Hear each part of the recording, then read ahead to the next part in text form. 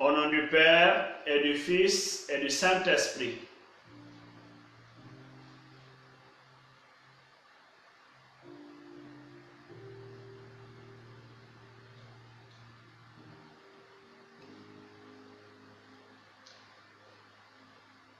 À toi la gloire. À toi la majesté. Tu es digne de louange, digne d'adoration, excellent Père d'amour, de bonté et de grâce.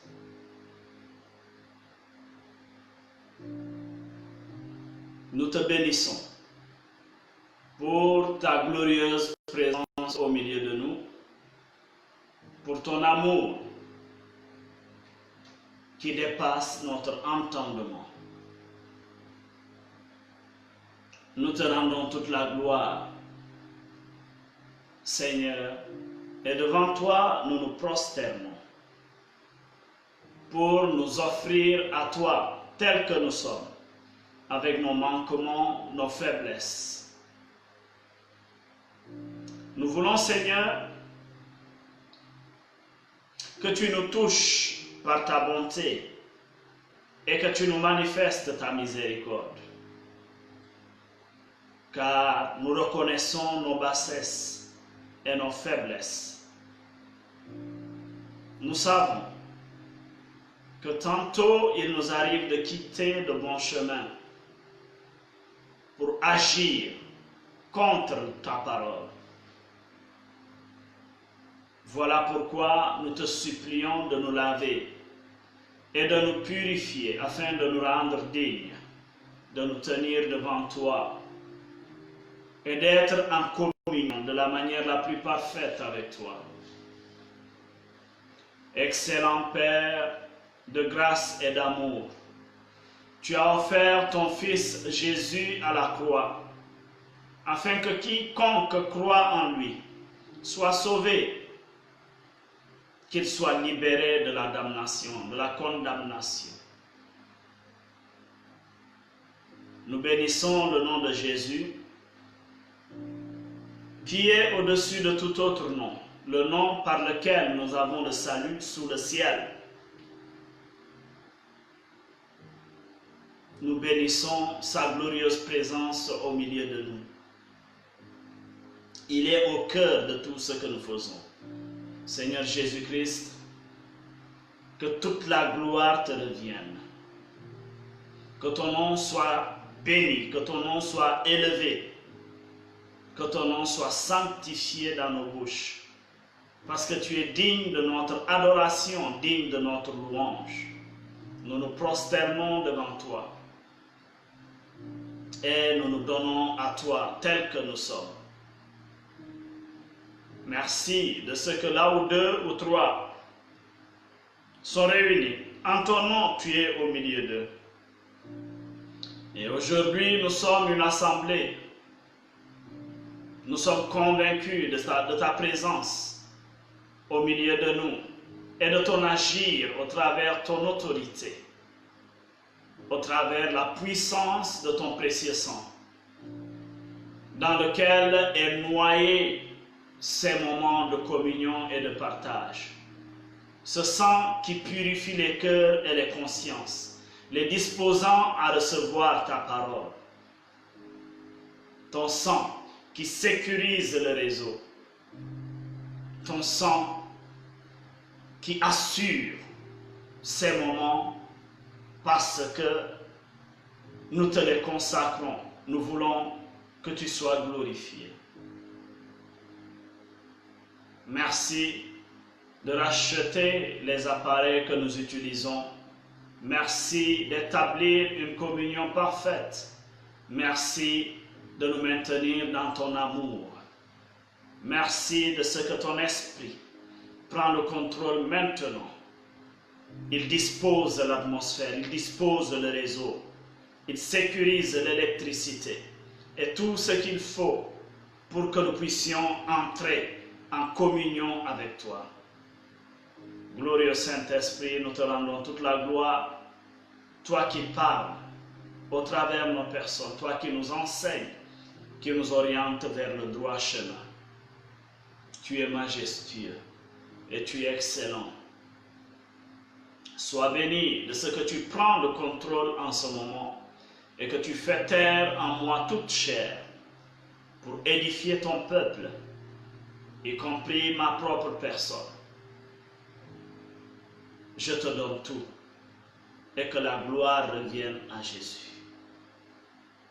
Béni sois-tu, Seigneur Esprit Saint. Dans le nom de Jésus-Christ, nous avons prié. Amen. Alors, nous allons parler aujourd'hui de comment aimer. C'est le thème qui nous est proposé aujourd'hui. Et nous allons vite aller voir la parole dans l'épître aux Philippiens, le chapitre 2. Il s'agit de l'hymne aux Philippiens, une parole que nous connaissons tous, mais aujourd'hui qui va nous orienter vers une réflexion assez profonde pour nous permettre de pouvoir nous situer et nous orienter par rapport à ce qu'on peut appeler l'amour. Alléluia. Voilà. Je vais lire Philippiens le chapitre 2 à partir du verset 1 pour mieux axer le partage. Il est dit: n'avez-vous pas trouvé dans le Christ un réconfort, dans l'amour, un encouragement par l'Esprit, une communion entre vous? N'avez-vous pas de l'affection et de la bonté les uns pour les autres? Rendez donc ma joie complète. Tendez à vivre en accord les uns avec les autres. Et pour cela, ayez le même amour, une même pensée et tendez au même but. Ne faites donc rien par esprit de rivalité ou par un vain désir de vous mettre en avant. Au contraire, par humilité, alléluia, considérez les autres comme plus importants que vous-même. Et chacun regarde non ses propres qualités, mais celles des autres. Tendez à vivre ainsi entre vous, car c'est ce qui convient quand on est uni à Jésus-Christ. Lui qui dès l'origine était de condition divine, ne chercha pas à profiter de l'égalité avec Dieu, mais il s'est dépouillé lui-même et il a pris la condition du serviteur. Il se rendit semblable aux hommes en tout point, et tout en lui montrait qu'il était bien un homme. Il s'abaissa lui-même en devenant obéissant jusqu'à subir la mort. Oui, la mort sur la croix. C'est pourquoi Dieu l'a élevé à la plus haute place et lui a donné le nom qui est au-dessus de tout nom. Alléluia. pour qu'au nom de Jésus, tout être s'agenouille dans les cieux, sur la terre et jusque sous la terre, et que chacun déclare Jésus-Christ est Seigneur à la gloire de Dieu le Père. Parole du Seigneur.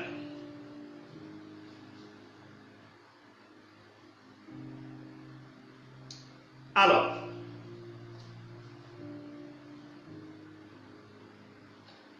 voici une parole dans Philippiens, le chapitre 2,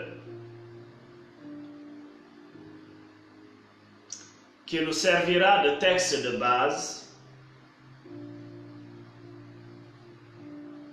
pour ces moments de communion, ces temps forts que nous allons passer ensemble.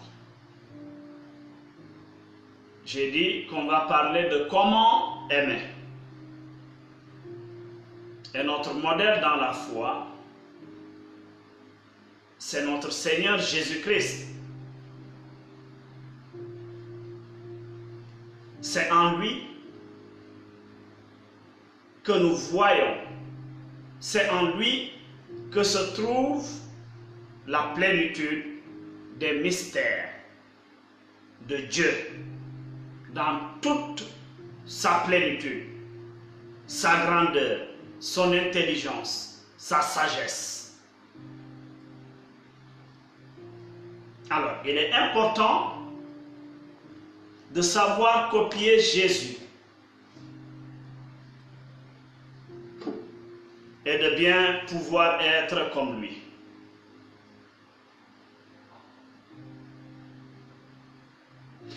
Pourquoi je le dis? Parce que au travers de ce texte,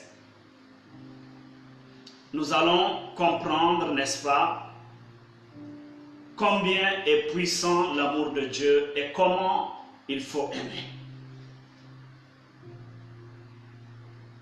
Alors, nous savons tous que Dieu a ressenti tellement d'amour pour l'homme, nous dit les Écritures. Il a tant aimé le monde qu'il a envoyé son Fils unique mourir à la croix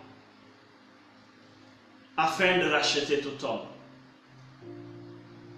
afin de nous accorder la vie et la vie en abondance.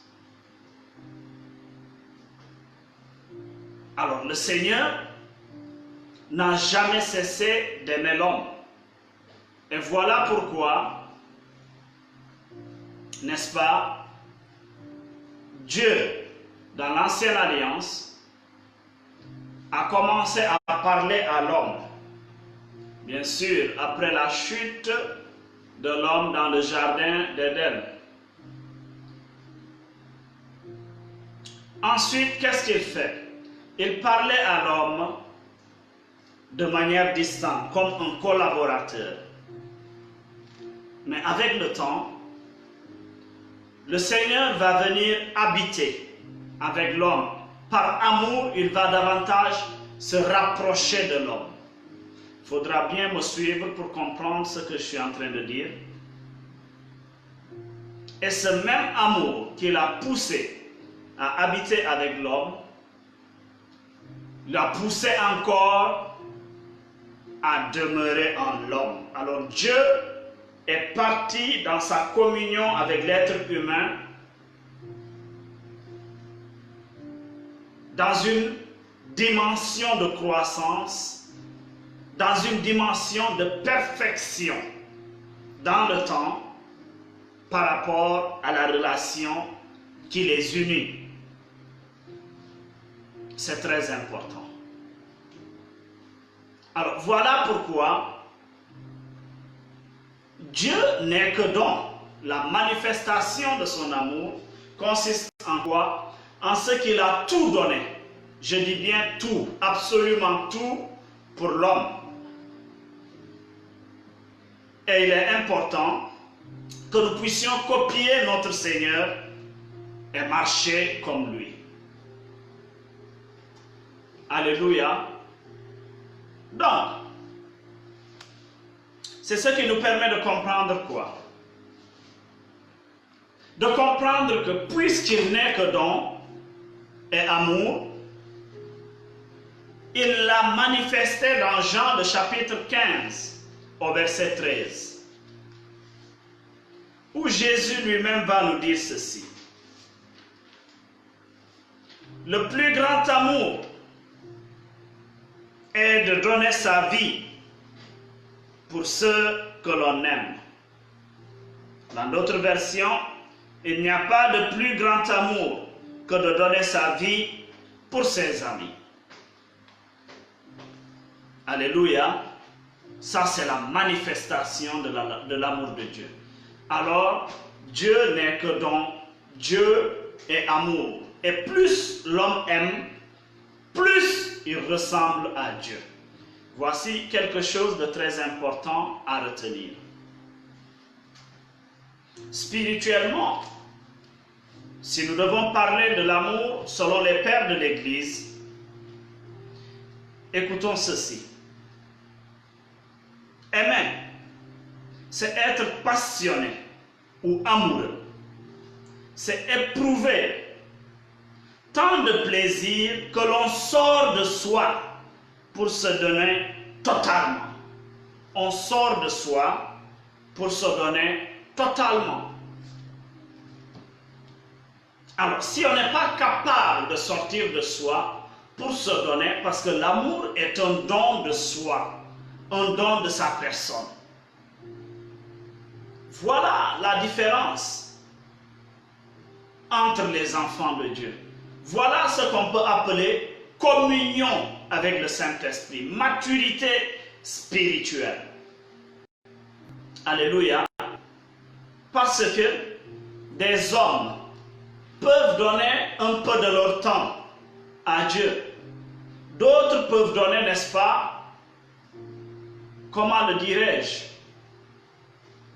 de l'argent pour le ministère ou pour le service de Dieu. D'autres vont donner autre chose, tel que ce qu'ils possèdent. Alléluia. Ça, c'est une partie d'eux, ou bien ce qu'ils ont. Mais l'amour dont je parle ici est le don de sa propre vie pour le Seigneur Jésus-Christ. Parce que celui qui donne sa vie, puisqu'on n'a pas quelque chose de plus précieux que sa propre vie, celui qui donne sa vie donc ne saurait s'empêcher de donner ses biens, de donner ce qu'il possède, de donner son temps au Seigneur. Alors, il est très important que nous comprenions ces principes. L'amour dont je parle ici est le don de sa propre personne. Et nous avons eu à lire ici ensemble l'hymne à l'amour dans 1 Corinthiens, le chapitre 13, où Paul nous dit, même si l'on parlait la langue des anges, quel que soit ce que nous faisons, même si on livrait notre corps en sacrifice, si on n'a pas l'amour en nous, cela ne sert à rien. Ce qui nous permet de comprendre un peu, de nous orienter sur ce passage de l'épître aux Philippiens. Il faut comprendre que Jésus lui-même a accepté de se dépouiller de son trône, a accepté d'entrer dans la volonté parfaite de Dieu pour le salut de l'humanité à cause de l'amour qu'il a pour le Père et pour les hommes. Ça, c'est important. Alors, voilà pourquoi nous allons comprendre 3 étapes au travers de ce passage qui nous permettent d'être certains que nous sommes dans l'amour de Dieu et que nous sommes capables d'aimer. Et chacun d'entre nous va se voir dans ces 3 sous-parties que je vais développer pour qu'on puisse mieux comprendre. Et c'est pourquoi j'ai pris comme texte de base l'épître aux Philippiens, le chapitre 2.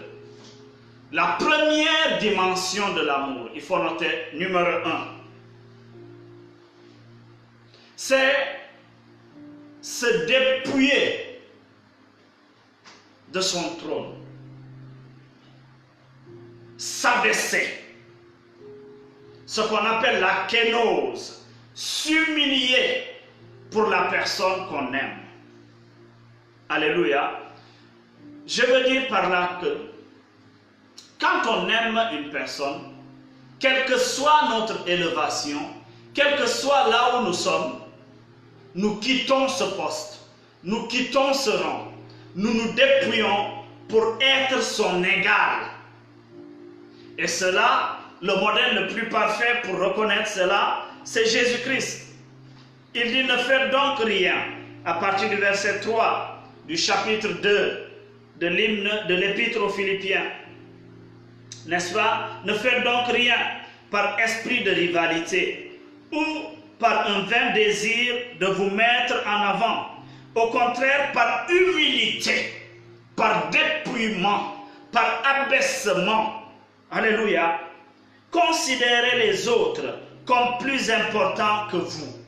Alors, quand on aime une personne, quand on aime, on n'a pas du mal à s'abaisser au même rang que la personne qu'on aime. Et voilà pourquoi, quand on aime une personne et qu'on s'humilie à son niveau pour être son semblable, c'est ce que Jésus a fait. Nous l'élevons ainsi à notre position. Donc l'humilité, l'humiliation de Jésus, son dépouillement, nous a élevés au rang d'enfants de Dieu. Nous disons que nous sommes des enfants de Dieu parce que Jésus s'est abaissé pour nous. Voilà pourquoi on parle de la grâce. Ce n'est pas par des efforts, par une quelconque force, par un zèle. Non, nous recevons cela du dépouillement de Jésus. Son dépouillement nous a élevés au rang ou bien au titre d'héritier et de co-héritier, donc d'enfants et de fils de Dieu. Et il faut qu'on comprenne cela. Il faut que nous soyons capables de comprendre ces principes si nous prenons l'image du mariage. Parce que, selon l'Église, le reflet de la manière la plus parfaite de l'amour de Dieu, n'est-ce pas, c'est dans le couple, dans le mariage qu'on retrouve cela. Le mariage à l'Église, qui, je nous rappelle, a des exigences. Parce que nous sommes dans l'Église catholique et nous marchons selon les principes. Merci de me permettre d'ouvrir une parenthèse par rapport à ça. Il n'y a de mariage qu'à l'Église, selon la doctrine catholique. Il y a d'abord ce qu'on peut appeler la dot, d'accord? Quand on donne la dot, nous tissons une alliance qui se doit de ne pas être cassée. Je pèse mes mots.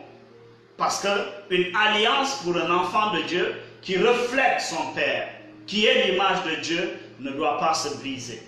C'est pourquoi nous avons besoin de maturité. Nous avons besoin de beaucoup de discernement et d'engagement pour y aller dans ce chemin du mariage. Alors quand on donne la dot, on n'a plus, normalement, on ne doit plus, par état de conscience et de maturité, on ne doit plus casser ce mariage. Et après la dot, nous avons le mariage civil, par exemple, et même nous pouvons recevoir les fiançailles à l'église. Mais cela n'est pas le sacrement du mariage.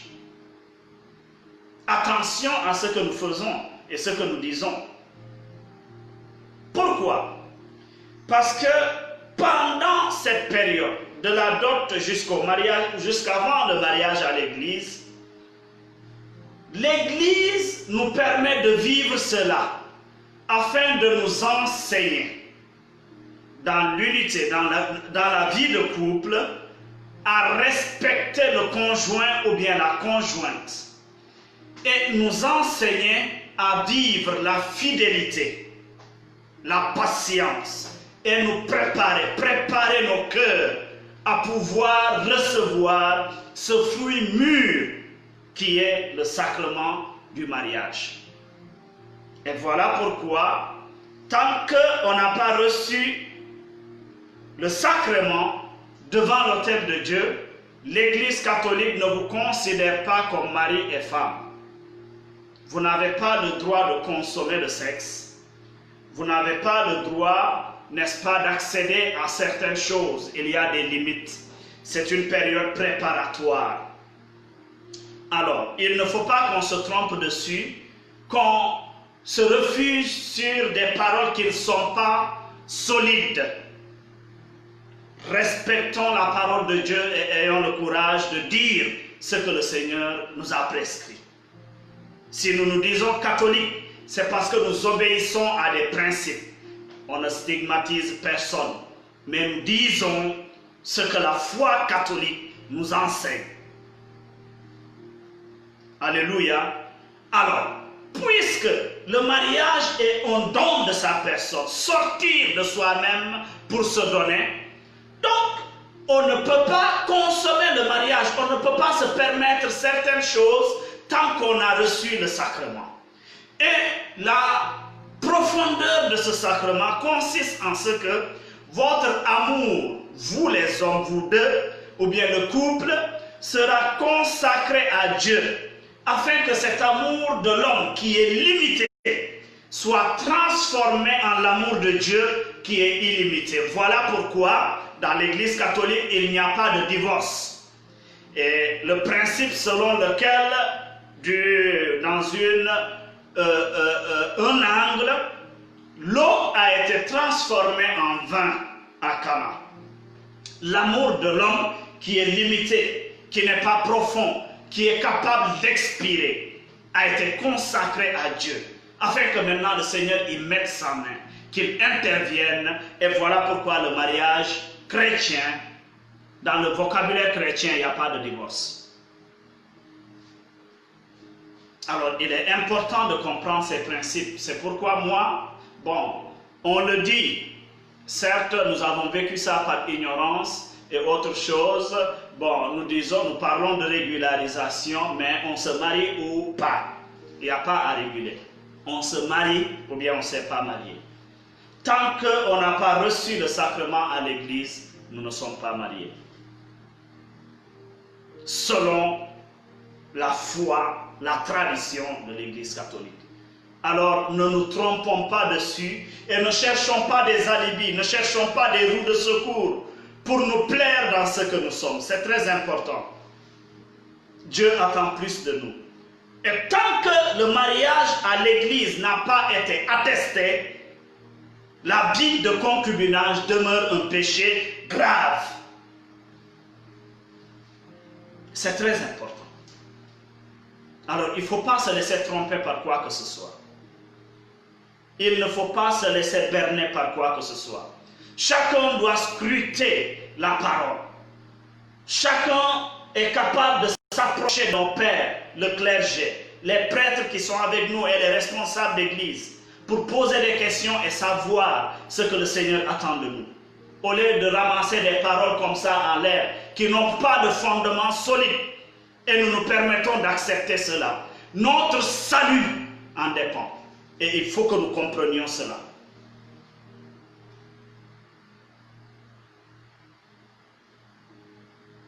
Arrêtons de prêcher librement ce que nous voulons. Revenons à la parole de Dieu. Il n'y a de mariage qu'à l'Église. Alors, puisque l'amour de Dieu, son reflet, le plus palpable, le plus parfait sur la terre, se voit dans l'union au travers du sacrement du mariage entre l'homme et la femme. Alors cet amour n'est que don de sa personne. C'est pourquoi devant l'autel, on dit « Je me donne à toi et je te reçois ». Alléluia. Parce que plus on aime, je l'ai dit au commencement, plus on ressemble à Dieu. Notre capacité, ou bien notre grandeur d'être enfant de Dieu dépend de notre capacité à aimer. Et ça, c'est très important. Quand on aime une personne, on se dépouille, on s'abaisse à son niveau. Et en nous abaissant, en nous dépouillant, tel que le Christ, la parole nous dit, il n'a point cherché le rang qui régalait à Dieu, mais il s'est dépouillé de son trône pour venir être avec la personne qu'il aime. Alors quand on aime, on a le désir de se dépouiller, de s'abaisser pour être avec la personne qu'on aime. Ça, c'est très important. Alors celui qui aime, regardons l'exemple de Mère Teresa avec les pauvres. Tellement elle avait de l'amour en elle, elle ne pouvait pas se séparer de ces personnes qui sont malades, qui sont pauvres, qui sont souffrants. Elle s'est dépouillée de toute sa personne pour être avec eux. Alléluia. Est-ce que nous comprenons ceci? La deuxième chose, c'est ceci. Toujours selon l'hymne aux Philippiens, c'est être semblable et demeurer avec la personne qu'on aime. Deuxièmement, quand on aime une personne, après s'être dépouillé, quel que soit le rang que nous avons, après s'être abaissé, dépouillé pour être avec elle, on demeure avec elle. Nous avons de l'amour à être, nous avons de l'amour, nous ressentons beaucoup de plaisir et de bien à être avec la personne que nous aimons. Voilà pourquoi Christ, Jésus, s'est fait semblable de l'homme. Il a pris la condition humaine, nous dit Philippiens. Écoutons à partir du verset 7.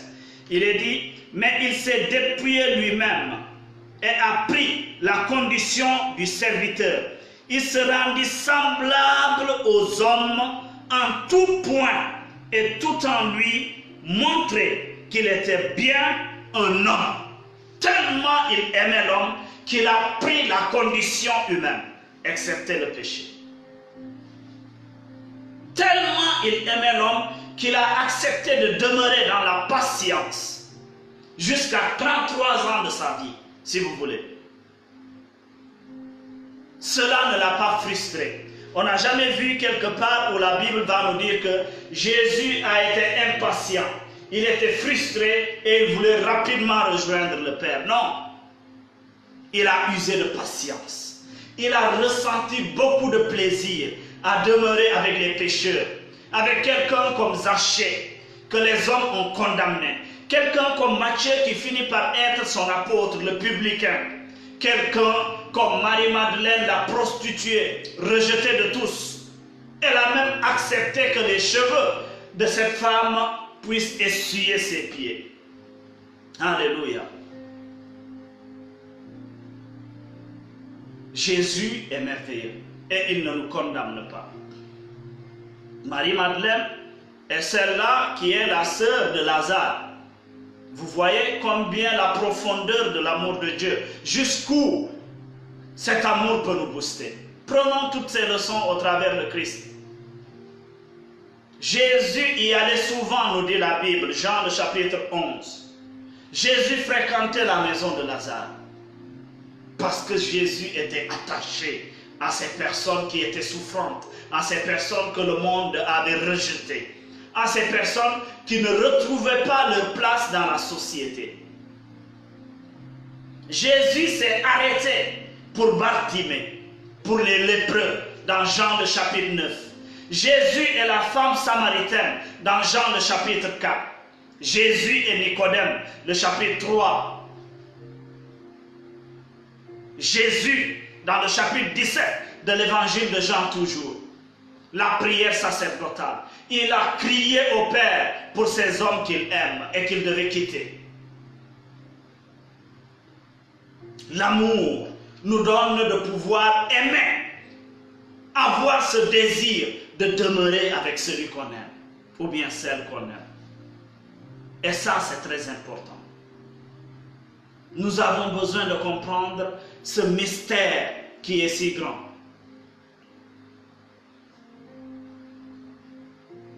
Il est grand, le mystère de l'amour. Paul s'est écrié 2 fois dans la Bible. parlant de l'amour et la foi. L'amour donne sans rien attendre en retour. Alors retenons cette deuxième étape qui consiste en quoi? Aimer être avec la personne qu'on aime. Voilà pourquoi tellement certains ressentent de la joie et de l'amour pour le Christ, n'est-ce pas, qu'ils se sentent mieux à l'aise quand ils sont tout le temps en communion avec lui. Je ne dis pas qu'il faut se séparer des frères et des sœurs, parce que si on les aime aussi, c'est au travers eux qu'on est capable de servir Jésus. La Bible nous dit que l'amour couvre une multitude de péchés. Ça, c'est excellent.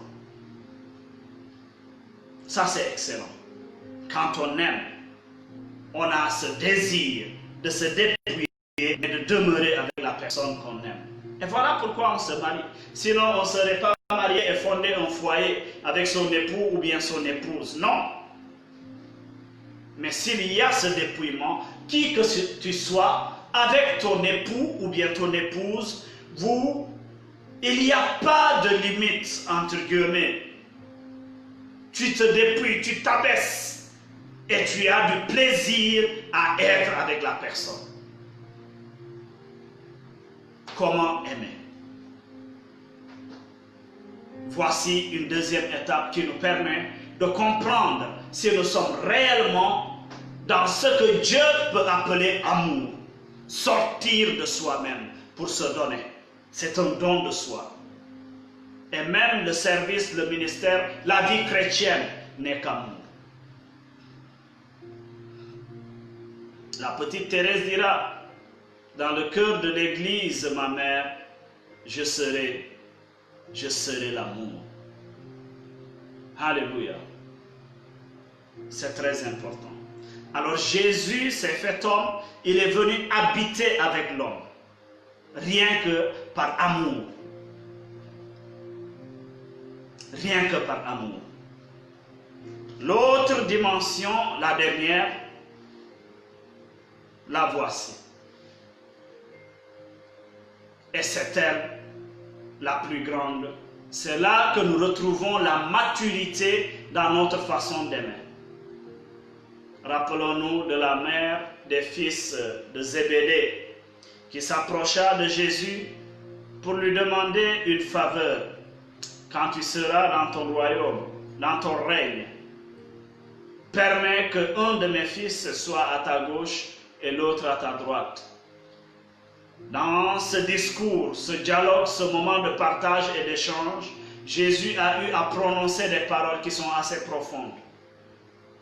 Disant, celui qui veut être le plus grand d'entre vous, qu'il soit le serviteur de tous. Et lui-même, il l'a manifesté au soir du jeudi saint, quand il s'est abaissé, fléchissant les genoux, devant ses disciples, pour laver les pieds de ces derniers. Alors, la grande dimension de l'amour, par laquelle je vais clôturer la voici, c'est le service. Paix et joie. Celui qui aime vraiment se plaît à servir la personne qu'il aime. Quand on aime, on a ce désir de se donner entièrement. On ressent beaucoup de plaisir à servir, à donner, à nous livrer à la personne qu'on aime. Voilà pourquoi, si nous regardons bien ce passage, toujours, Philippiens le chapitre 2, il s'abaissa lui-même en devenant obéissant. S'abaisser en devenant obéissant jusqu'à la mort et la mort sur une croix. Et c'est pourquoi Dieu l'a souverainement élevé en lui octroyant le nom qui est au-dessus de tout autre nom. Le verset 7 nous dit quoi? Mais il s'est dépouillé lui-même et il a pris la condition du serviteur. Les versets 3, 4, 5 nous dit que personne ne cherche son propre intérêt, mais ayons en nous les mêmes sentiments que le Christ. Ces sentiments, c'est quoi? C'est se plaire à servir les autres. On ne peut pas dire qu'on aime une personne et qu'on ne puisse pas faire des efforts pour rendre service à cette dernière. C'est très important. Alors la dimension la plus profonde de l'amour, regardez le grand Jésus, Fils de Dieu. Dieu fait homme, qui s'abaisse et qui se retrouve en train de servir l'homme. Comment? Pourquoi? Par amour. Alors le service est très important. La profondeur de l'amour se sonde au travers du service. Et tout ce que nous faisons en Église, nous devons le faire par amour. C'est un message très important que j'aimerais lancer à un frère, à une sœur. Que nous comprenions que ce n'est pas un combat physique. Il ne s'agit pas de montrer ce que l'on est ou bien ce qu'on possède. Il s'agit de s'abaisser, de s'humilier, de se mettre au service des autres. C'est là que Dieu nous regarde pour des grands et des géants. Regardons l'histoire de toute l'humanité. Dieu s'est toujours incliné. Le Magnificat dans Luc, le chapitre 1er, il est dit qu'il a posé son regard, n'est-ce pas, ses yeux sur son humble servant. Ceux qui rendent service, ceux qui servent par amour pour Dieu, ont toujours une place surélevée. Par conséquent, Marie a été élevée à un rang que nul, n'est-ce pas, n'a. Parce que la Bible dit de lui, toutes les générations me diront bienheureuse. Voilà pourquoi, si on fait partie d'une génération, on doit dire bienheureuse à Marie. Ceux qui se lèvent, n'est-ce pas, pour dire qu'il faut arrêter de saluer la dame et de dire du n'importe quoi. Et il faut qu'on arrête de se tromper sur ça. Nous n'idolâtrons pas Marie. Arrêtons d'entrer dans des discours qui créent des discordes dans le corps du Christ. Cela n'est pas de la maturité. Alléluia. Le Saint-Esprit ne peut pas t'inspirer de demander aux hommes de ne pas saluer Marie, de ne pas parler à Marie, de renier Marie, de ne pas l'accepter. Ça, c'est quel Saint-Esprit, ça? Soit c'est la chair, soit c'est le démon. Je répète bien, soit c'est la chair, soit c'est le démon. L'Esprit de Dieu ne peut pas inspirer à une personne de dire du n'importe quoi sur la vie de cette dame. Entre guillemets, c'est, excusez-moi des termes, c'est de l'indiscipline spirituelle. Il faut qu'on comprenne, il faut qu'on essaye d'accepter ce que Dieu a. Quand Dieu met un décret dans la vie d'une personne, nous sommes qui pour vouloir nous dresser contre cela?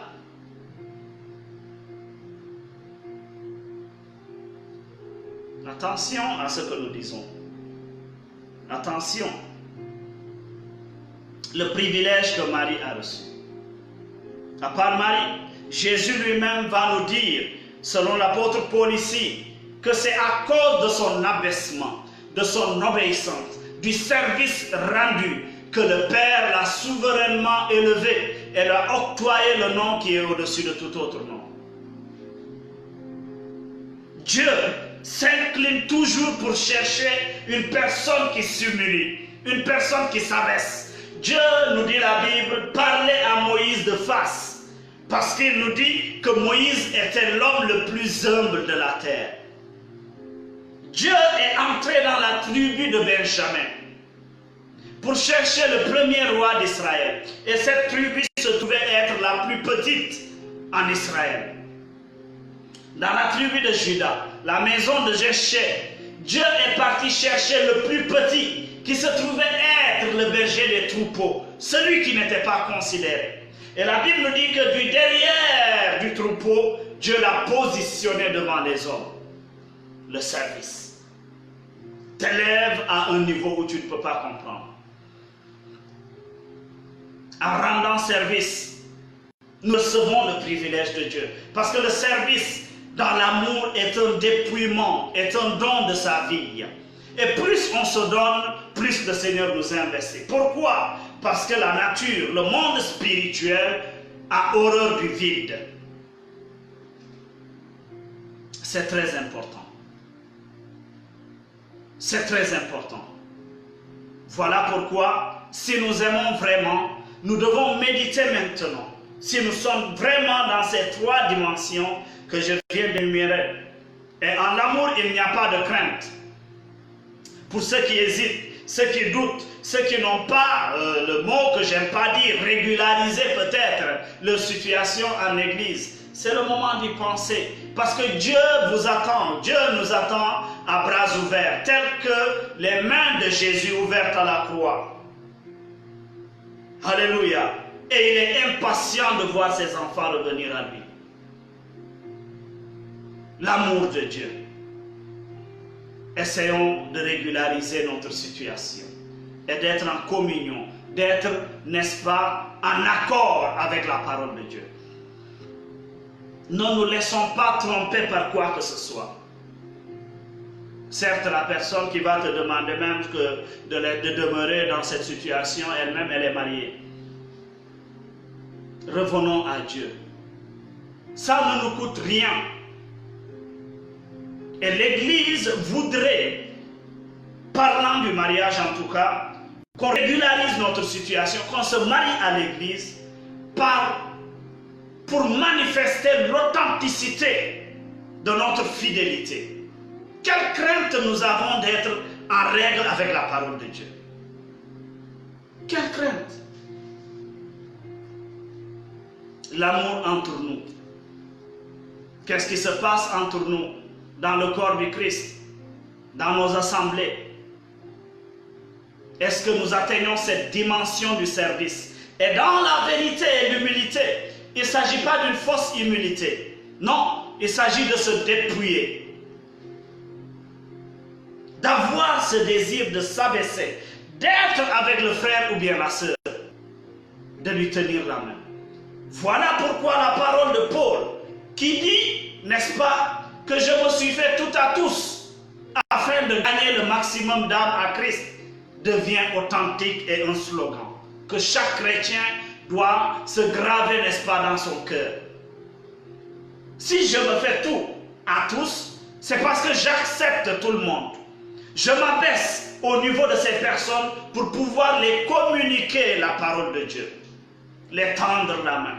Jésus lui-même a effectué une double kénose. Après avoir sauvé l'homme, l'avoir enseigné jusqu'à la mort à la croix, il est descendu aux enfers pour racheter toutes ces personnes qui étaient tenues captives. L'amour de Dieu est si profond que nous avons besoin de comprendre que sans l'amour, nous ne parviendrons à rien. Est-ce que nous nous sommes dépouillés? Est-ce que nous avons eu ce désir d'être avec ces gens qui ont besoin de nous? Est-ce que nous nous sommes mis au service de ces personnes par amour? Voilà 3 étapes que le Christ nous propose aujourd'hui. Afin de nous perfectionner dans nos relations avec les frères et les sœurs. Afin de transformer nos cœurs et de lui être semblables. Parce que n'oubliez pas que j'ai dit que plus on aime, plus on ressemble à Dieu. Ce n'est pas plus on parle en langue, plus on prophétise, plus on guérit des malades, plus je ne sais quoi. Non, plus on aime, plus on ressemble à Dieu.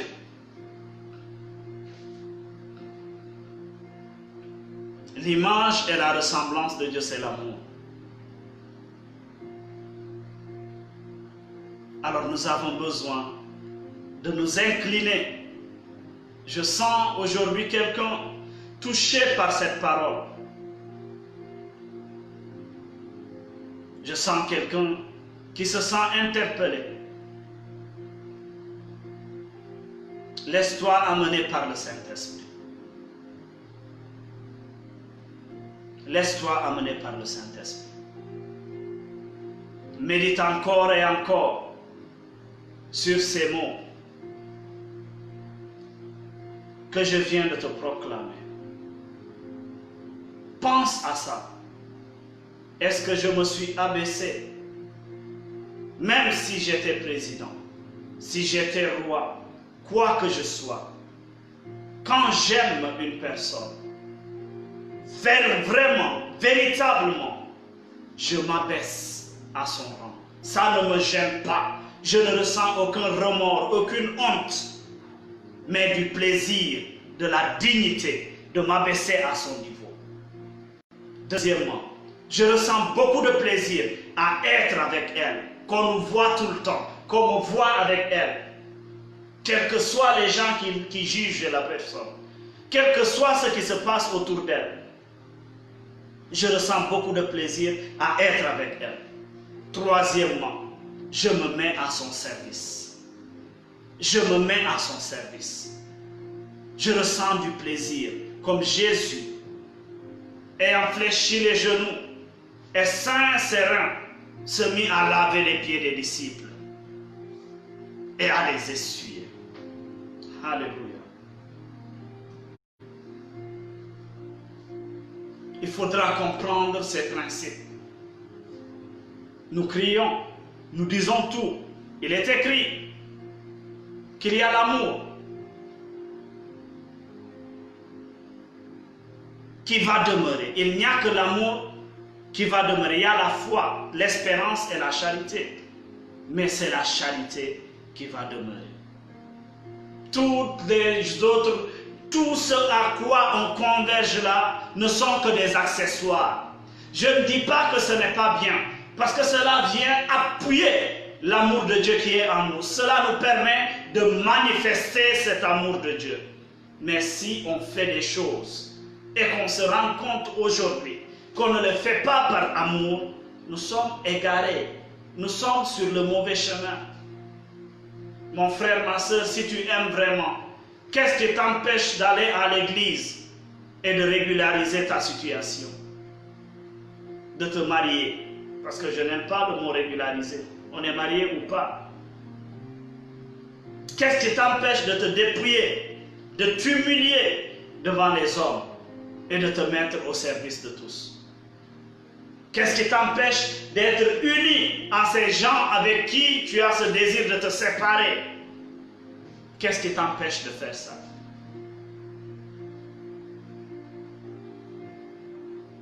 Merci pour ta grâce, Seigneur.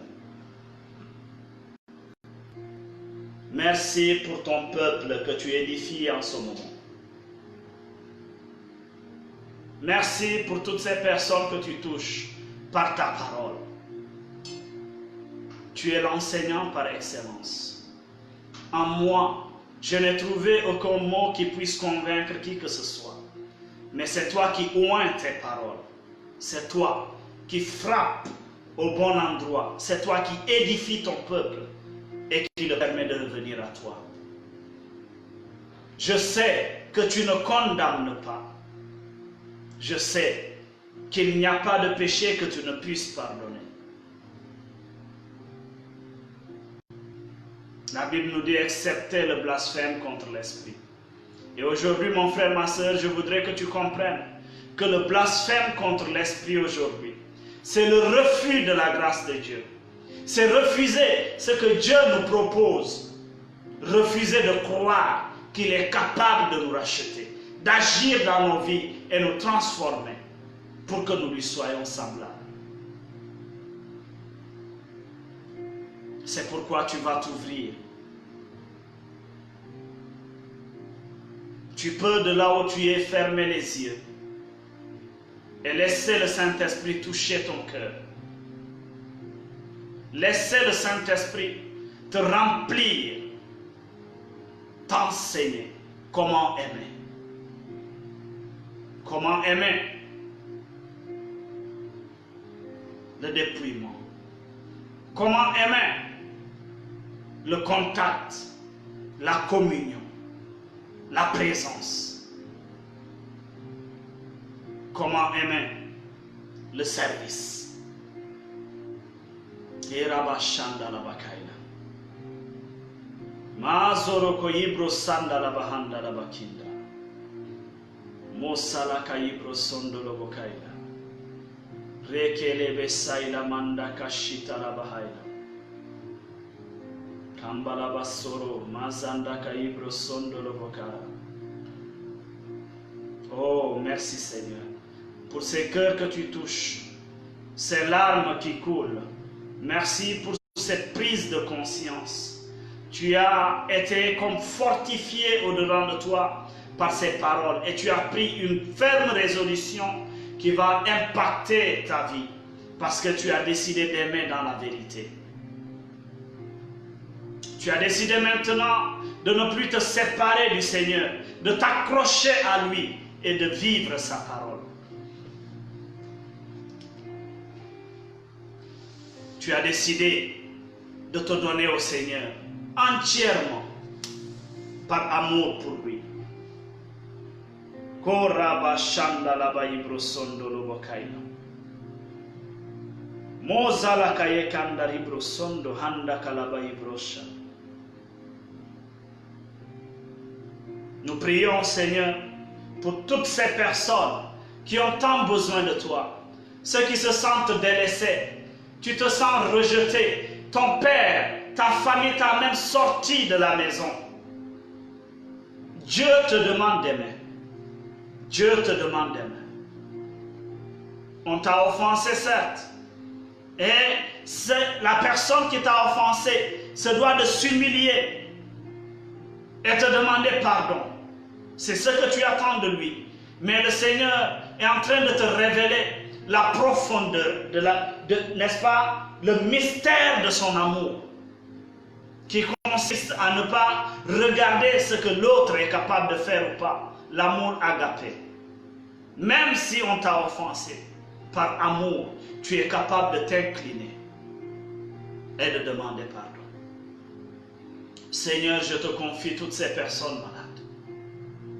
Je te confie ces intentions particulières qui nous sont parvenues. Ce frère, il y a, n'est-ce pas, une tumeur au niveau du cerveau qui doit être opérée. Et l'opération, nous dit l'information que nous avons reçue, dure 12 heures. Tu es toi-même celui qui guérit. Et c'est toi qui nous utilises pour la gloire de ton Saint-Nom. Tu es capable. Seigneur, saisis ces personnes qui doivent effectuer cette intervention afin d'apporter le miracle et la guérison dans la vie de ce frère.